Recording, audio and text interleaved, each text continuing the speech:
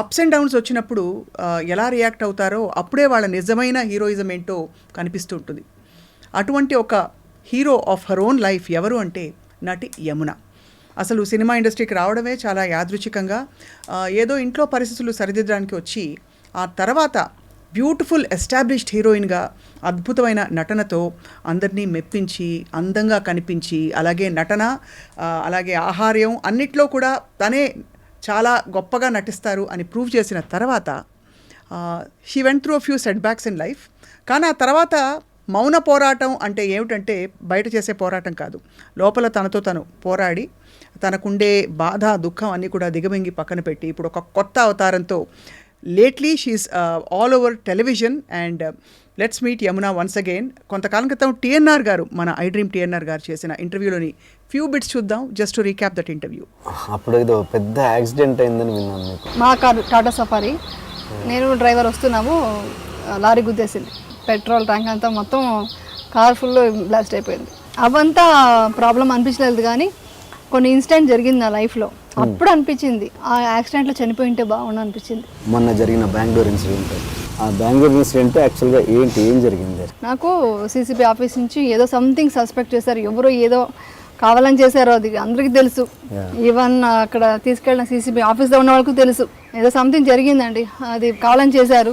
But దాని గురించి పోరాడి బయటకు రావాలని 5 years అజ్ఞాతంలో ఉండిపోయాను. అసలు మీరు ఏ తప్పు చేయలేదని 100% ఏ తప్పు చేయలేదు. నా ఫ్యామిలీకి తెలుసు, నా ఫ్రెండ్స్కి, గాడ్కి తెలుసు అండి. శత్రువులు కూడా వద్దండి, శత్రువులు కూడా నేను చెప్తున్నాను కదా వద్దు.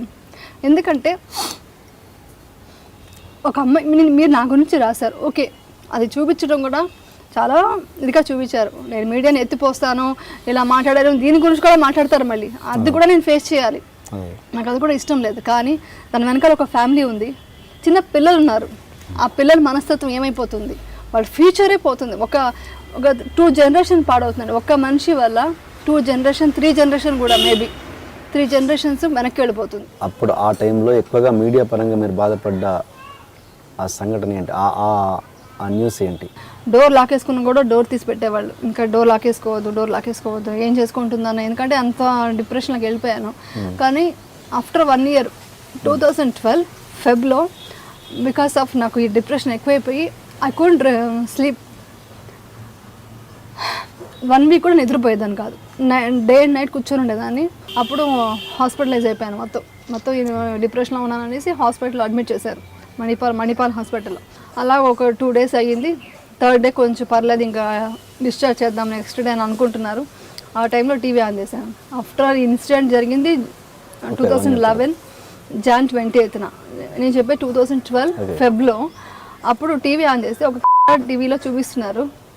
అది ఎలా చూపిస్తున్నారంటే, ఎవరైనా అది చూస్తే డెఫినెట్గా నేనే చూసున్నా కూడా వేరే వాళ్ళ గురించి వి కాంట్ సీ, అలాంటి సిచ్యువేషన్ క్రియేట్ చేసి చూపిస్తున్నారు. ఎలా అంటే, ఇలా వెళ్ళింది, ఇలా సోన్స్ ఐటీసీ హోటల్లోకి వెళ్ళింది, ఈ కార్లో వెళ్ళింది, లగ్జరీ కోసం ఇలా చేస్తుంది ఆవిడ, ఇలాంటి అది ఇంకా నేను మాటల్లో ఇప్పుడు చెప్పలేను. నా ఫేస్ మాత్రం ఫ్రంట్లో ఉంది, బ్యాక్ సైడ్ వచ్చి ఏదో ఒక అవుట్ ఆఫ్ ఫోకస్తో ఒక లేడీ సెక్షువల్ ఏదో షార్ట్లు చూపిస్తున్నారు. అది చూసి ఒక్కసారిగా నాకు షాక్ అయిపోయి గట్టిగా స్క్రీమ్ చేసి అరిచేసి ఏడ్చేసి, నాకు ఇంకా ట్యాబ్లెట్ వద్దు ఏమవద్దు నాకు అనేసి మొత్తం పడేస్తే మొత్తం సిస్టర్స్ డాక్టర్స్ అందరూ వచ్చారు. అది నేను తట్టుకోలేకపోయాను. ఇది నాకు మీడియా మీద కోపం లేదు, బాధ ఉంది. ఎందుకంటే ఇలా చూపించినప్పుడు ఎలా అంటే, ఇంట్లో ఉంటే తను డిప్రెషన్కి వెళ్తుంది, వచ్చే వాళ్ళకంతా మనం ఆన్సర్ చెప్పాలని మా హస్బెండ్ ఫ్యామిలీ అంతా మేము దీనికి వచ్చేసాము తమిళనాడుకి. తమిళనాడులో ఉండి 3-4 days ఉన్నాను, నన్ను కన్సోల్ చేస్తున్నారు, అన్నీ అయింది. 4th day ఇంటికి వచ్చాను. అప్పుడు మా సిస్టర్లు అంతా వచ్చేసి ఇప్పుడు ఫ్యామిలీ సపోర్ట్ లేకపోతే ఏమైపోయేదని వాళ్ళు వచ్చి వాళ్ళ అన్నం కలిపి తినిపిస్తుంటే నాకు విషయంలో అనిపించింది ఫస్ట్ టైం.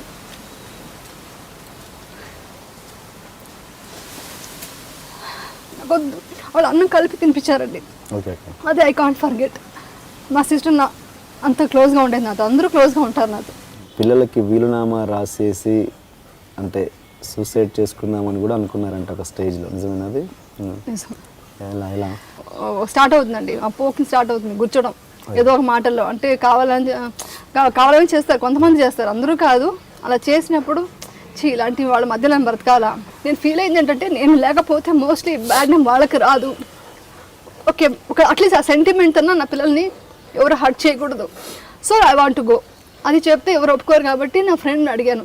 అడిగితే తనకు అర్థమైపోతే తను ఒకటే అంది, నువ్వు ఎలా బ్రతికినా, నువ్వు ఎలాంటి పొజిషన్లో ఎంత వర్స్ట్ లైఫ్ నువ్వు చూస్తున్నా కూడా నువ్వు బ్రతకాల్సింది నీ కోసం కాదు, నీ పిల్లల కోసం బ్రతుకో అని ఒక మాట అంది. ఒక కుక్క కూడా ఎలా కాపలా కాస్తుంది యజమాని ఇంటి కోసమే బతుకుతుంది. ఇంత అన్నం పెట్టేసరికి ఇల్లునే మొత్తం కాపలా కాస్తుంది, దీనికోసమే బతుకుతుంది. నువ్వు కూడా మదర్ అనే వర్డ్ కూడా కుక్కతో సమానమే. మదర్ అనేది ఏంటి? ప్రొటెక్షన్. ఆ ప్రొటెక్షన్ నువ్వు పిల్లలకి ఇవ్వకుండా నువ్వు వెళ్ళిపోతే నీ పిల్లల పరిస్థితి ఏంటి? అప్పుడు నువ్వు నీ గురించి ఆలోచిస్తున్నావు, నీ పిల్లల గురించి ఆలోచించు అన్నారు. ఆ ఒక్క మాటతో I want to live. Okay, నాకు మోసం జరిగింది, ద్రోహం జరిగింది, బై గాడ్స్ గ్రేస్ నేను గెలిచాను కేసు. అందుకని ఇప్పుడు మాట్లాడుతున్నా, లేకుంటే ఏమని చెప్తాం? వెల్, చూసాం కదా. So I have with me the beautiful and gorgeous Yamuna garu. Thank you so much for joining us. Thank you Swapna garu. మీ ఇంట్రొడక్షన్ చాలా బాగుంది, ఒక మోటివేషన్ వచ్చేట్టుగా ఉంది నాకు. అలా ఉంది నా జర్నీ గురించి చెప్తుంటే. స్టన్నింగ్గా ఉన్నారు. థ్యాంక్ యూ అండి. As photogenic, as beautiful as ever. ఇదంతా మా మమ్మీ జీన్స్. ఒక ఫోటోగ్రాఫ్ పెయింటింగ్ చూసినట్టుంది యమున. బ్లెస్డ్ అండి, thank you. Can I call you Yamuna? ఏమన్నా అనుకుంటారా? No way. అయితే మీరు ప్లీజ్ కాల్ మీ స్వప్న.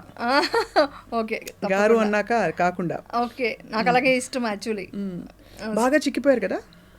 చిక్కిపోయిన అంటే మెయింటైన్ చేస్తున్నాను. అదే మెయింటైన్ చేయడం అంటే మెయింటెనెన్స్ వల్ల మెయింటైన్ చేయాలి కాబట్టి అందుకని.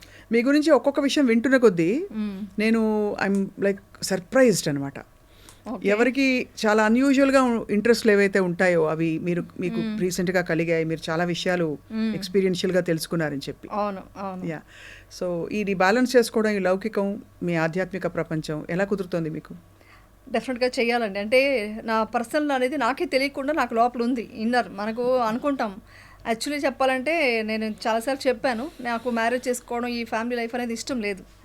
నాకు ఏదన్నా ఒక స్పిరిచువల్గా వెళ్ళాలనేసి చాలా ఇష్టం ఉండేది. మా మదర్ని అడిగేదాన్ని నేను, నాకు ఇలా లేదు ఇంకేదో చేయాలని ఉంది అంటే, అలా కష్టం అమ్మ, మ్యారేజ్ చేసుకో, సెటిల్ అవ్వు ఇలా ఫ్యామిలీలో, తర్వాత నువ్వు ఏం చేయాలనుకుంటున్నావో చెయ్యి అనేవాళ్ళు. సో దాని తర్వాత నాకు తెలియకుండా మనకు అంటే ఎప్పుడూ హ్యాపీగా ఉండేదాన్ని. అంటే తథాస్తు దేవతలు ఉంటారని కొన్ని మాటలు నేను ఇప్పటికీ నమ్ముతాను. నేను ఎవరికైనా ప్రాబ్లం అంటే వాళ్ళకి సాల్వ్ చేయడానికి ట్రై చేస్తానండి. నేను అలాగే ఉండేదాన్ని అనమాట. సో ఒక అమ్మాయి ప్రాబ్లమ్స్తో వచ్చింది, ఆ అమ్మాయికి ప్రాబ్లమ్ సాల్వ్ చేసుకుంటూ నా పెయిన్ మీకు అర్థమవుతుందా అంటే, నాకు ఇలాంటి పెయిన్స్ అన్ని తెలియవు కాబట్టి, నాకు ఇంత పెయిన్ తెలియదు, నాకు కష్టం అంటే నాకు అన్ని నార్మల్గా హ్యాపీగా ఉంటున్నాను కాబట్టి పెయిన్ తెలీదు అన్న. అంటే భగవంతుడు అనుకున్నాడేమో. మళ్ళీ సరదాగా అనేదాన్ని, నేను ఎక్కడ ఫేమస్ అవ్వట్లేదు ఏంటి అని అనుకునేదాన్ని. సో అదేంటంటే తథాస్తు దేవతలు ఉంటారంటారు కదా, మనం ఏ ఫ్రీక్వెన్సీతో అన్నామో తెలియదు మన సబ్కాన్షియస్ మైండ్కి. సో అలాగే వచ్చేసి కష్టం అంటే ఏంటో అది తెలుసుకోవడం, ఆ కష్టాలని ఎలా ఎదుర్కోవాలని తెలిసినప్పుడు నాకు ఈ మార్గం దొరికింది, స్పిరిచువల్గా మార్గం దొరికింది అనమాట. దాంట్లో వెళ్తున్న కొద్దీ చాలా లోతుగా వెళ్ళాలనిపిస్తుంది. సో అందుకని దానికి ఎక్కువ ప్రిఫరెన్స్ ఇవ్వాలనుకుంటున్నాను ఫ్యూచర్లో. ఇప్పుడు కొన్ని రెస్పాన్సిబిలిటీస్ ఉన్నాయి, ప్లస్ నన్ను నమ్ముకునే అంతా ఉన్నారు కాబట్టి వాళ్ళ కోసమని, ప్లస్ ఇండస్ట్రీలో కూడా కొన్ని వర్క్ చేయాలి కాబట్టి, ఒక ప్రాజెక్ట్స్ ఉన్నాయి కాబట్టి, అది కంప్లీట్ చేశాక టోటల్గా నా రెస్పాన్సిబిలిటీస్ ఫినిష్ అయిన తర్వాత నేను అలా వెళ్ళిపోదాం అనుకుంటున్నాను, అలా బ్యాలెన్స్ చేద్దాం అనుకుంటున్నాను. మీరు ఇంకా ప్రపంచానికి కావాలి కాబట్టి ఎక్కువ కాలం మీ తెర మీద కనిపిస్తారని ఆశిస్తున్నాను. బట్ అంటే ఎంత మనకి సమాధాన పరుచుకున్నా యమున, మామూలుగా ఒక కష్టమైన సిచ్యువేషన్ అది ఏమన్నా అవ్వచ్చు, అవును, వచ్చినప్పుడు ఆ టైంలో ప్రాక్టికల్గా బయటికి రావడానికి మనం ఏవో కొన్ని టూల్స్, ఫ్రెండ్స్తో మాట్లాడడము, సైకియాట్రిస్ట్, థెరపిస్ట్తో మాట్లాడడం, లేదు భర్త దగ్గర చెప్పుకోవడం, పిల్లల దగ్గర చెప్పుకోవడం, ఏదో చేస్తాం.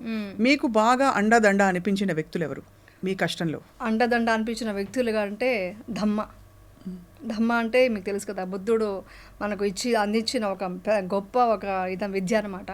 సో ధమ్మని నాకు సపోర్ట్ వచ్చింది. అంటే అంటే ఇప్పుడు నేను ఎలా చూస్తానంటే లైఫ్ని, నాకే ఎందుకు కష్టం వచ్చింది అని ఒకప్పుడు అనుకునేదాన్ని. బట్ ఇప్పుడేమనుకుంటానంటే, ఆ రోడ్డు మీద ఫుడ్ లేకుండా, ఇప్పుడు నేను క్యాన్సర్ హాస్పిటల్ ముందు క్రాస్ చేస్తుంటే కూడా నేను ఎవ్రీడే నేను వాళ్ళని చూసినప్పుడంతా అనుకుంటాను, వాళ్ళకి ఉండడానికి ప్లేస్ లేదు, వాళ్ళకి ఆ క్యాన్సర్ ట్రీట్మెంట్కి డబ్బులు లేవు, ఫుడ్ లేదు, అలా రోడ్డు మీద వాళ్ళకి షెల్టర్ లేదు, ఏమీ లేకుండా ఉన్న వాళ్ళకి ఎందుకు కష్టం వచ్చింది అని మనం ఏ రోజు అడగం కదా. వాళ్ళకి ఎందుకు ఇంత కష్టం వచ్చింది, నాకెందుకు ఇంత ఇచ్చావు డబ్బులు, ఎందుకు ఇంత ఇచ్చావు అని అడగం మనం ఎవరు. సో ఇంత డీప్గా మనం అలా ఆలోచించగలగాలి. అలా ఆలోచిస్తున్నాను కాబట్టి నేను వచ్చేసి ఈ ప్రాబ్లమ్స్ నుంచి ఫేస్ చేయడానికి అన్నీ నేను స్ట్రాంగ్గా ఉన్నానంటే నాకు ఎవ్రీడే అవమానాలు జరుగుతాయి. నిజం చెప్పనా, నాకు అవమానాలు ఇప్పటికీ ఆగలేదు. ఇన్ని సంవత్సరాలు అయిన తర్వాత కూడా ఇప్పటికీ జరుగుతుంది. కానీ ఒకప్పుడు సూసైడ్ వరకు వెళ్ళిన మనిషిని ఈరోజు నవ్వుతూ ఎదుర్కొనే స్ట్రాంగ్ పర్సన్ అయ్యాను. దానికి బికాస్ ధమ్మ మీన్స్ బుద్ధుడు ఇచ్చిన విద్య, విపశ్యన ధమ్మ అంటారు వాళ్ళు పాలీ భాషలో ధమ్మ అంటారు, ధర్మం అనమాట, సనాతన ధర్మం అంటారు. ఆ సనాతన ధర్మమే నేను ఇప్పుడు దాకా ఇక్కడ దాకా ఇంత స్ట్రాంగ్ పర్సన్గా ఉంది. ఇంకా చెప్పాలి, నా పిల్లలు కూడా దాన్ని ఇచ్చాను అనమాట. సో వాళ్ళు కూడా అదే దీంట్లోనే ఫాలో అవుతున్నారు. ఇదే నాకు స్ట్రాంగ్ అంటే ఫ్యామిలీ 100% స్ట్రాంగ్ సపోర్ట్ ఉంది. నా హస్బెండ్ కానీ నా పిల్లలు కానీ సపోర్ట్ ఉంది. బట్ అది కాకుండా ఒక స్టెప్ బయటకు వెళితే ప్రతిరోజు ఏదో ఒక అవమానం ఎదుర్కొంటూనే ఉంటాను. అంటే ఇప్పటికీ ఎదుర్కొంటున్నాను. అంటే డైరెక్ట్గా అవమానిస్తారా లేక డైరెక్ట్గా కూడా కొన్ని అవమానిస్తారా? గ్రహించడం కాదు, డైరెక్ట్గా అవమానిస్తారు. బట్ నేను మనసుకు తీసుకోవట్లేదు. బుద్ధుడు చెప్పిన ఒకే పాయింట్, ఏదైనా తీసుకుంటేనే నాది అవుతుంది, నాది కాదు నేను తీసుకోవట్లేదు. నేను వాళ్ళకి కూడా ఈవెన్ ఇంకొకటి ఏంటంటే, మనం ఈవెన్ సోషల్ మీడియాలో కొన్ని ఛానల్స్లో కంటెంట్ ఏముండదు. కంటెంట్ మంచి విషయమే ఉంది, నా విషయం ఇప్పుడు కంటెంట్ చాలా స్ట్రాంగ్గా ఉంది కాబట్టి అవే రాస్తారు. బట్ థంబ్నెయిల్స్ మాత్రం చాలా హారిబుల్గా, అది ఒక లేడీ చూడలేదండి అలాంటి థంబ్నెయిల్స్ పెడతారు. నా నోట్లో నుంచి అలాంటి మాటలు నేను మాట్లాడను, ఎందుకంటే నేను ఎప్పుడూ మాట్లాడింది లేదు. ఒక మా ఇంట్లో కూడా ఒక చిన్న ఒక అబ్యూసివ్ థింగ్స్ వర్డ్స్ కానీ మాట్లాడడం. మా మదర్ అలా పెంచలేదు, మా పిల్లలకి అదే అలవాటు. నా బ్యాడ్ లక్ అలా కొన్ని ఇన్సిడెంట్స్ వల్ల ఎలాగైనా మాట్లాడొచ్చు వీడి గురించి అనేసి డిసైడ్ అయిపోయారు. సో అలా అయిపోయింది కాబట్టి అలా అవమానిస్తుంటే కూడా నేను వాళ్ళకి జాలితో చూస్తాను. అదే మనకు బుద్ధుడు చెప్పింది ఏంటంటే, నువ్వు నేను అవమానిస్తుంటే అయ్యో పిచ్చి వాళ్ళ తెలుసుకోలేకపోతున్నారు, మీరు ఎంత పాపం చేస్తున్నారు, ఒక మనిషి గురించి బాధ పెడితే వాళ్ళ పాపం మూట కట్టుకున్నట్టే కదా అని వాళ్ళ మీద జాలి దయాకరుణతో నేను ఒక నవ్వు నవ్వేసి వాళ్ళకు కూడా నువ్వు మంచిగా ఉండు చెప్పేసి వెళ్ళిపోతున్నాను. This is my secret. ఇది అందరూ పాటిస్తే, నేను చెప్పేది ఏంటంటే, ఇవన్నీ నేను ఎందుకు మాట్లాడుతున్నాను మళ్ళీ అంటే, నేను అనుభవించిన బాధను చాలామంది ప్రపంచంలో అనుభవిస్తుంటారు. వాళ్ళందరూ వచ్చి అర్థం చేసుకోగలగాలి. అంటే ఏంటి, ఎలా బయటికి రావాలి, అవమానం అనేది బయట నుంచే వస్తుంది, మీలో లేదు. మీరు ఎలా ప్రూవ్ చేసుకుంటూ ఎంత స్ట్రాంగ్ పర్సన్గా ఉంటారో, కష్టాల్ని ఎంత వస్తే అంత మీరు స్ట్రాంగ్ అవుతారని మాత్రం అర్థమైంది నాకు. ఇప్పుడు ఎగ్జాంపుల్ అండి, అన్ని సుఖాలే ఉన్నాయి మీకు. ఇప్పుడు ఎగ్జాంపుల్కి మీరు మంచిగా ఏసీలో కూర్చున్నారు, మీకు ఆ వేడి ఇది తెలుసా? మీకు తెలియదు. ఆ కష్టంలో వెళ్ళి ఆ స్వెట్ అయ్యి కొంచెం ఆ ఎండలో ఈ సమ్మర్లో బయటకు వెళ్ళి తిరిగి వస్తేనే మీకు ఆ ఏసీ వాల్యూ తెలుస్తుంది. సో అలాగా మనం కష్టాలను ఎంత ఎదుర్కొంటుంటామో అంత స్ట్రాంగ్ పర్సన్గా అవుతామో, అప్పుడు ఆ సుఖాన్ని మనం అనుభవిస్తాం అనమాట. సో అది నేను చాలా స్ట్రాంగ్గా బిలీవ్ చేస్తాను. సో అదే నన్ను కాపాడుతుంది, ఇదే మిమ్మల్ని కాపాడుకుంటూ వచ్చింది. బట్ ఈ జర్నీలో, ఈ ప్రాసెస్లో ఏ మూమెంట్లో వచ్చింది యమున మీకు? అంటే అప్పుడు జరిగిన ఇన్సిడెంట్స్ తర్వాత మీరు అన్నట్టు నిజంగా అవమానాలు చాలా రకాల, అంటే ఇంకా ఎట్లా డీల్ చేయాలో కూడా తెలియని పరిస్థితులు. But tell me step by step, because జనానికి అర్థమయ్యేలాగా, how did you find your self? First point, already TNR ఇంటర్వ్యూలో టోటల్గా ఓపెన్ అయిపోయాను. మొత్తం ఓపెన్ సీక్రెట్ అనమాట. టోటల్గా నేనంటే ఏంటో, నా క్యారెక్టర్ ఏంటో అది చూసి సైకాలజిస్టులు కూడా నాకు ఫోన్ చేయడం, మెసేజ్ చేయడం చేశారు. మీరు ఎంత జెన్యూన్గా మాట్లాడుతున్నారో మాకు అర్థమవుతుంది, మేము సైకాలజిస్టులుగా మాకు అర్థమవుతుంది, మీరు చెప్తున్న ఒక్కొక్క మాట అనేసి అర్థం చేసుకున్నారు. సో టోటల్ ప్రపంచమే నా సైడ్ వచ్చిందండి. అదొక్కటి నేను చేసుకున్న అదృష్టం. దాన్ని అంత నీట్గా అర్థం చేసుకున్నారు, వాళ్ళ ఇంట్లో మనిషిలాగా అర్థం చేసుకున్నారు. అది అయిపోయింది, ఆ చాప్టర్ అయిపోయింది. ఓకే, నేను వర్క్ చేసుకుందామని అనుకున్నాను. అక్కడి నుంచి స్టార్ట్ చేద్దాం. మీరు అడుగుతున్నారు కాబట్టి ఫస్ట్ డిసిషన్ వచ్చి, ఐ వాంట్ టు బి హ్యాపీగా ఉండాలి, ఈ అవమానాలు ఎదుర్కోవాలి, I want to prove my self. ఇది ఫస్ట్ స్టెప్ స్టార్ట్ చేసి మీరు వర్క్ వెళ్ళాలి. సొసైటీలో మీ ఫ్రెండ్స్ అండ్ ఫ్యామిలీ ముందరికి వెళ్ళి మీరు అవమానం ఫీల్ అవ్వకుండా తలెత్తుకోగలగాలి.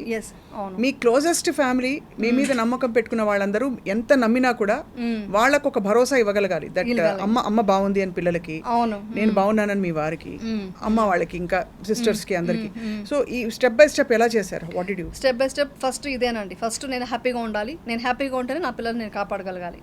వాళ్ళని కాపాడాలంటే ఫస్ట్ నేను స్ట్రాంగ్గా ఉండాలి. సో నేను స్ట్రాంగ్గా ఉంటూ వాళ్ళు ఎంత కాన్ఫిడెన్స్ పెంచాలో, ఎన్ని రకాలుగా, అంటే మనం ఎలా పెంచానంటే, నువ్వు హ్యాపీగా ఉండాలి, నువ్వు బాగుండాలి కాదు, కష్టం వస్తే ఎలా ఎదుర్కోవాలి, ఫస్ట్ ఇది చెప్పుకుంటూ వచ్చాను. ఇలా స్ట్రాంగ్ చేశాను మా పిల్లల్ని, మా వారిని అలాగే స్ట్రాంగ్ చేసుకున్నాను. నాకు 2 పిల్లలు కాదు, 3 పిల్లలు. అంటే హస్బెండ్ కూడా పెళ్ళైన తర్వాత ఏ ఆడదానికైనా వాళ్ళు కూడా పిల్లలతో సమానమే అయిపోతారు. సో వాళ్ళు కూడా మన మదర్ కేరింగ్ అలా ఇవ్వాలి, ఆ సపోర్ట్ ఇవ్వగలగాలి. అందుకనే అంటారు ఒక తల్లి వచ్చేసి ఒక పేషెన్స్ చాలా ఉన్న తల్లిగా ఉండాలి అంటారు. సో అది చూసుకుంటూ వాళ్ళని సపోర్ట్ చేసుకుంటూ వాళ్ళని హ్యాపీనెస్ ఇస్తూ వాళ్ళకి ధైర్యం ఇస్తూ అక్కడి నుంచి నేను వర్క్ చేయాలి. అంటే ఫైనాన్షియల్ కూడా కొంచెం ఉంటాయి కదండి, ఎంత మన డబ్బులున్నా కూడా ఏదో సంథింగ్ మనం వాళ్ళ కోసం ఏదో చేయాలి అని ఒక పాయింట్స్ వస్తాయి. కొన్నిసార్లు వచ్చేసి మనం వర్క్ చేస్తే వాళ్ళకి హ్యాపీ ఫీల్ అవుతున్నారు. మా పిల్లలకు ఏంటంటే నేను ఇలా ఇంట్లో కూర్చొని అంట్లు తోముకుంటూ వంట చేయడం ఇష్టం లేదు, నేను అది హ్యాపీగా ఫీల్ అయ్యాను. బట్ వాళ్ళకి ఇష్టం లేదు. నువ్వు సెలబ్రిటీ ఇలా ఎందుకు ఉంటున్నావు ఇంట్లో, నేను హ్యాపీగా ఉన్నాను. అప్పుడు కూడా నేను ఇంట్లో మాకు మంచిగా శుభ్రంగా అన్నం వంట చేసి పెట్టుకుంటూ వాళ్ళని చూసుకుంటూ వాళ్ళ స్కూల్ నుంచి ఎప్పుడు వస్తారా అది చూసుకుంటూ నేను హ్యాపీగా. మీరు దూరంగా ఉన్నారా ఇండస్ట్రీకి, లేక పరిస్థితులు అట్లా ఉన్నాయి? ఇండస్ట్రీకి దూరంగా చిన్నప్పుడే ఉన్నాను. ఎందుకున్నానంటే నాకు ఒక పాయింట్ అనుకున్నానండి, పిల్లలకి ఆ చిన్నప్పుడు పెంపకంలో అంటే నేను చదువుకుంది 10th స్టాండర్డ్ అండి, కానీ బుక్స్ ఎక్కువ చదివాను. బుక్స్ వల్ల సైకాలజీ వల్ల పిల్లలకి ఆ ప్రొటెక్షన్ మదర్ ఎంత ఇస్తే వాళ్ళంత స్ట్రాంగ్ అవుతారు, వాళ్ళకి ఆ సెక్యూర్డ్ ఫీలింగ్ ఇవ్వాలనేది నేను ఎప్పుడో చదువుకున్నాను. సో అందుకని ఏం చేశాను, సినిమా సీరియల్ ఏది వచ్చినా చేయలేదండి. చాలా సినిమాలు వచ్చాయి నాకు, కన్నడ మూవీస్ తెలుగు ఇండస్ట్రీ నుంచి చాలా సినిమాలు వచ్చాయి. చేసినా కూడా నా పిల్లలకి ఒక రేంజ్ వచ్చేంత వరకు, అంటే వాళ్ళు ఒక లెవెల్కి వచ్చేంత వరకు వాళ్ళకి ఎంత అంటే వాళ్ళ ఫుడ్ దగ్గర నుంచి వాళ్ళకి ఒక ఏమంటారు ఒక సమాజంలో ఎలా బ్రతకాలి, ఎలా డిసిప్లిన్గా ఉండాలి, ఒక సంస్కారం ఎలా నేర్పించాలి, ఇవన్నీ నేర్పించుకుంటూ వాళ్ళ స్కూల్ నుంచి వస్తే నేను వెయిటింగ్లో ఉండేదాన్ని. వాళ్ళు ఎప్పుడు వస్తారా, వాళ్ళతో ఎప్పుడు మనం అంటే అలాగని ఫన్నీగా చాలా ఫన్నీ అనమాట. నేను ఎక్కువ ఫన్ చేసేదాన్ని వాళ్ళతో, కామెడీ చేసుకుంటూ వాళ్ళకి తినిపించుకుంటూ అలా సరదాగా ఉన్న దీని నుంచి తర్వాత వర్క్ చేయాల్సిన పరిస్థితి వచ్చింది. వర్క్ చేయాలి ఇంకా అనేసి నేను అప్పుడు మళ్ళీ ఏం చేశాను, ఫస్ట్ నాకు అసలు ఎంత లా ఆఫ్ అట్రాక్షన్ మీద నమ్మకం ఉందంటే, నేను ఫస్ట్ డిప్రెషన్లో ఉన్నప్పుడు హాస్పిటల్లో కూర్చొని ఇలాగా ఇంకా వెయిటింగ్ అనమాట, రిసెప్షన్లో ఉన్నామన్నమాట డాక్టర్ని కలవడానికి. అప్పుడు ఛానల్ ఈటీవీలోనే నర్తనశాల అనేసి ఒక ప్రోగ్రామ్ వస్తే అందరూ సెలబ్రిటీస్ డ్యాన్స్ చేస్తున్నారు. నాకు ఇలా డ్యాన్స్ చేయాలని ఉంది, సెలబ్రిటీగా వెళ్ళాలని ఉంది, ఇలాగా ఒక పవర్ఫుల్గా నేను dance I want prove my self, నేను ఇంకా అంత ఎనర్జెటిక్గా ఉన్నా చేయాలని ఉందంటే టక్కని మా వారు చూసి, నువ్వు ఉన్నది హాస్పిటల్లో, నువ్వు డిప్రెషన్లో వచ్చున్నావు, నీకు ఏంటి నమ్మకం అన్నారు. నాకు నమ్మకం ఉంది, నేను ఏదో చేయగలుగుతున్నాను, నమ్మకం నాకు ఎక్కడో అనిపిస్తుంది అని చెప్పేసి అలా స్టార్ట్ చేశాను. ఇంటికి వచ్చి డయట్ స్టార్ట్ చేశాను. డయట్ ఫ్రూట్స్ అని అదని ఇదని అంటే ఫుల్ స్ట్రెస్ అయిపోయి ఉన్నాను. అవన్నీ పోగొట్టుకోవాలి ఫస్ట్ అని మెడిటేషన్ స్టార్ట్ చేసి, మీరు నమ్మరు, నాకు అప్పుడు విపశ్యన తెలీదు. నేను ఊరికి దీంట్లో అంతా అక్కడక్కడ యూట్యూబ్లో అక్కడ చూసి అక్కడ బుక్స్ చదివి అన్న నేర్చుకొని, మహావతార్ బాబాజీ ఉన్నారు కదా, ఆయన బుక్స్ అన్ని చదివి ఆయనలాగా అంటే నాకు ఎప్పటి నుంచో ఉంది చూడండి, నాకు ఒక సోల్ ప్లాన్లోనే ఉంటుందంట ఇవంతా. సో నాకు ఆ మహావతార్ బాబాజీని తలుచుకుంటూ మెడిటేషన్ స్టార్ట్ చేశాను. నేను ఇప్పటికీ వాట్సాప్లో ఎవరు ఎప్పుడన్నా ఆయన ఫోటో పెట్టారంటే, ఏంటి ఏడ్చావా అందుకే ఆయన ఫోటో పెట్టావని అడుగుతుంటారు మా ఫ్రెండ్స్ అంతా, అది తెలిసిపోతుంది. సో అలా స్టార్ట్ చేసుకుంటూ మెడిటేషన్ చేసుకుంటూ ఐ వాంట్ నేను ఏదో సాధించాలి, ఏదో చేయాలి. అంటే you fat your depression like that? Yeah, అలా బయటకు వచ్చాను నేను వచ్చాను. ఒక టాబ్లెట్ తీసుకుంటూ ఒక డాక్టర్ దగ్గరికి వెళ్ళలేదు. నాకు నేనే మోటివేట్ చేసుకుంటూ మెడిటేషన్ 6 hours మెడిటేషన్ చేసేదాన్ని. అంటే పిల్లలు వెళ్ళిపోయాక ఏం చేస్తాం, ఇంకా ఆ టైం అంతా నేను ఇలా చేసుకున్నాను. ఏడుస్తూ కూర్చోంటే అవ్వదు, తెలిసిపోయింది. ఇంకా ఇది ఏ సంవత్సరంలో యమునా? 2011లో ఇన్సిడెంట్ అయిందా. 2012 నుంచి స్టార్ట్ చేసి 2013 కంతా నేను స్ట్రాంగ్ అయిపోయాను. 2014 కంతా నేను ఇండస్ట్రీకి వచ్చాను మళ్ళీ. అంటే ఎందుకు అనిపించింది ఇంకా ప్రపంచాన్ని వదిలి వెళ్ళిపోదామని అంత దారుణమైన థాట్? అంటే ఏంటి అవమానాలు, ఎప్పుడు తప్పు చేసేది వేరే అండి, ఏమీ చేయకుండా ఏమీ లేకుండా అంటే ఒక లొకేషన్లో ఒక్క బ్యాడ్ వర్డ్ మాట్లాడితే నేను చాలా రెబల్గా ఉంటాను. ఎలా మాట్లాడతావు, అలా మాట్లాడకూడదు, నా లొకేషన్లో డిసిప్లిన్ ఉండాలి. ఇప్పటికీ నేను అలా నడుచుకుంటున్నాను. నా లైఫ్లో ఇంత బ్యాడ్ ఉంటే నేను ఎవరికి మోటివేట్ చేయాలి, ఇంకా నా పిల్లల్ని ఏమని చెప్పాలి, నేను ఎలా పెంచాలి, అది వస్తుంది కదా ప్రాబ్లం. అక్కడ నాకు వద్దు అని అయిపోయింది. నా వల్ల అంటే నాకు టైం లేదు, నాకు ఎవరు సపోర్ట్ చేసేవాళ్ళు లేరు. ఫ్యామిలీ అంటే వాళ్ళే బాధలో ఉన్నప్పుడు వాళ్ళని వెళ్ళి నేను ఏం అడుగుతాను, నాకు సపోర్ట్ చేయండి, నేను ఇలా ఉన్నానని చెప్పలేను. వాళ్ళని ఇంకా నేను స్ట్రాంగ్ చేసుకోవాలి. ఇలాంటి సిచ్యువేషన్లో ఎవరు రాలేదండి. ప్రామిస్ చెప్తాను, చాలా తక్కువ మంది వచ్చారు. ఇంకొకరు చెప్తే ఒకరు బాధపడతారు కాబట్టి ఎవరు వచ్చారు ఎవరు పోయారు చెప్పను. తక్కువ మంది బంధువులు చాలా తక్కువ. కానీ ఒకటండి, నేను ఎవరిని బ్లేమ్ చేయను. ఈవెన్ సోషల్ మీడియాని కూడా ఇప్పుడు బ్లేమ్ చేయలేదు. ఒకప్పుడైనా కోపంతో తిట్టాను, కానీ ఇప్పుడు వాళ్ళని కూడా బ్లేమ్ చేయట్లేదు. ఓకే, వాళ్ళు నా వల్ల కొంచెం రేటింగ్ వస్తుందని ఏదో కొంచెం పాయింట్స్ కోసం రాసుకొని అంతే. అంటే వాళ్ళని కూడా మిత్తా ఇవ్వడం అంటే మంగళమైత్రి, అంటే మనం విపశనాలో ఓకే లీవ్, నువ్వు కూడా హ్యాపీగా ఉంటావు అని వదిలేయడమే ఇప్పుడు. సో ఎవరిని బ్లేమ్ చేయట్లేదు, సిచ్యువేషన్ అలా ఉందిలేండి, నేను ఎవరిని బ్లేమ్ చేయలేదు. సో నాకు నేను కరెక్ట్ చేసుకోవాలి. సో నాకున్న సమస్యని అంటే మనకి ఛాలెంజెస్ అంటే ఇష్టం చిన్నప్పటి నుంచి, ఏదైనా అనుకుంటే సాధించే అలవాటు ఉంది. సో అందుకే నాకు ఇచ్చారేమో భగవంతుడు, నువ్వు ఏం సాధిస్తావు, నువ్వు ఎంత స్ట్రాంగ్గా చూద్దామని టెస్ట్ చేస్తున్నారేమో అనుకొని అక్కడి నుంచి లైఫ్ స్టార్ట్ చేసి డైట్ చేసి చేసుకుంటూ, తర్వాత వచ్చి షూటింగ్స్కి వెళ్ళాలన్నప్పుడు పిల్లలకి నేను వదులుకోకూడదు కదా, మార్నింగ్ లేచి 5 o'clock లేచి వాళ్ళకి వంటలు చేసేసి బాక్సులు సరిదేసి అన్నీ చేసి షూటింగ్ వెళ్ళి మళ్ళీ షూటింగ్ చేసుకొని ఇంటికి వచ్చి మళ్ళీ వాళ్ళని కేర్ తీసుకుంటూ, ఒక్కొక్కసారి వాళ్ళు తర్వాత నేను బోర్డింగ్ స్కూల్లో వేయాల్సి వచ్చింది. అంటే 10th స్టాండర్డ్ అన్నప్పుడు కొంచెం ఎడ్యుకేషన్ ప్రాబ్లం అవుతుందని అంటే అప్పుడు వేస్తే ఫోన్లోనే మాట్లాడుతూ మోటివేట్ చేసేదాన్ని. నేను ఎగ్జామ్ రాస్తుంటే నీ పక్కనే ఉన్నాను అని ఫీల్ అవ్వు, ఐఎమ్ దేర్, నేను ఎక్కడున్నా నీ మీద నాకు ఉంది, మదర్ ఉంది, అక్కడ అఫెక్షన్ ఉంది నాకు. అంటే ఇదంతా కొంచెం అనుకుంటాం, లా ఆఫ్ అట్రాక్షన్ ఉందండి. అది చాలా నేను డీటెయిల్గా చెప్తే మీకు అర్థమవుతుంది. నేను మా అమ్మాయి చెప్తే నువ్వు నా పక్కన ఉన్నాం అనుకుని రాశానమ్మా, హ్యాపీగా రాశాను అని చెప్పేదన్నమాట. స్కూల్ టాపర్ అండి, ఐసీఎస్సీలో దీంట్లో స్కూల్ టాపర్ అండి. దట్ ఈస్ ద ఇది అచీవ్మెంట్. విశిష్టనా కౌశిక? విశిష్ట కౌశిక కూడా అలాగే చదివిన తర్వాత ఎలా అనేదంటే మా Kaushika every time first rank, boring ఈసారి వదిలేద్దాం అనేది, అంటే ఆ లెవెల్లో వెళ్ళిందనమాట. సో ఇవంతా నాకు నేను గాడ్ బ్లెస్. కానీ పిల్లలకు అర్థమైందా యమున ఏం అంటే ఒక షేకప్ వచ్చింది ఫ్యామిలీలో, అమ్మ ఇలాగా కదిలిపోయింది, అమ్మకి ఇలా కష్టం వచ్చిందని అర్థమైందా పిల్లలకి చిన్నప్పుడు? నేను చెప్పలేదు కానీ తర్వాత నేను అర్థం చేసుకున్నాను. అవంతా చాలా చెప్పాను టీవీ మళ్ళీ ఆ టాపిక్లు అంతా చెప్తే మళ్ళీ ఎమోషనల్ అవ్వడం వద్దు. కానీ వాళ్ళు ఏ లెవెల్ స్ట్రాంగ్ అయిపోయారంటే ఇప్పుడు నాకు యాక్చువల్లీ అనిపిస్తుంటుంది, ఓకే అన్నీ అచీవ్ చేశాను, మేము సాధించాము, మేము ప్రూవ్ చేసుకున్నాము, హ్యాపీగా ఉన్నాము ఫ్యామిలీతో. వాట్ నెక్స్ట్ ఏంటి? నెక్స్ట్ మా పిల్లలకి వచ్చేవాళ్ళు రేపు వాళ్ళు ఏమంటారు అంటే ఇది మాట్లాడవచ్చు లేదు, మా అమ్మ ఇప్పుడు కూడా తిడుతుంది ఇవన్నీ మాట్లాడితే. కానీ అది ఒక భయం లోపల ఉండేది నాకు మొన్నటిదాకా ఏంటి రేపు పొద్దున వచ్చేవాళ్ళు క్వశ్చన్స్ ఏమైనా అడుగుతారేమో, నేను మా అమ్మాయికి ఎలా పెళ్లి చేయాలి ఏంటి అని ఉండేది. మా అమ్మాయి ఒకటే చెప్పింది, అస్సలు మనల్ని నమ్మి అర్థం చేసుకొని వచ్చేవాళ్ళు వస్తారు, వచ్చినప్పుడే మనం వాళ్ళకి ఇచ్చేద్దాం. మనకు రెస్పెక్ట్ లేని చోటు మనకు అనవసరం. మనం సెల్ఫ్ రెస్పెక్ట్తో ఇంత స్ట్రాంగ్గా మనం ఎవరి మీద డిపెండ్ అవ్వకుండా ఉన్నాను నేను. తను ఇప్పుడు వర్క్ చేస్తుంది ఇండివిజువల్గా, తను మంచి అవార్డు తీసుకుంటుంది కూడా ఒక ఆఫీస్లో దీంట్లో. సో నేను ఆ పొజిషన్ ఉండేటప్పుడు ఎందుకు బాధరవుతావు, ఎందుకు పట్టించుకుంటావు వేరే వాళ్ళ గురించి, అలా అంత స్ట్రాంగ్గా ఉన్నారు. ఇప్పుడు బాగా అర్థం చేసుకున్నారు పిల్లలైతే, చాలా స్ట్రాంగ్గా ఉన్నారండి. నాకంటే స్ట్రాంగ్ వాళ్ళే. యాక్చువల్లీ నేనే కొంచెం సడన్గా ఎంతైనా మదర్ కదా, కొంచెం ఒక స్టెప్ వెనక్కి వెళ్ళినా మళ్ళీ నాకు పుష్ ఇస్తారు వాళ్ళు.